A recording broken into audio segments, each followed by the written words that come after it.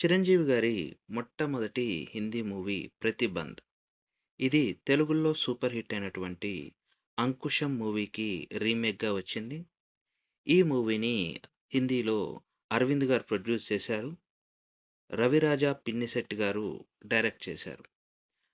ప్రముఖ హీరోయిన్ జూహీ చావ్లా ఈ మూవీలో హీరోయిన్‌గా యాక్ట్ చేశారు. అదే విధంగా ఈ మూవీలో రామిరెడ్డి గారే విలన్‌గా కూడా చేశారు.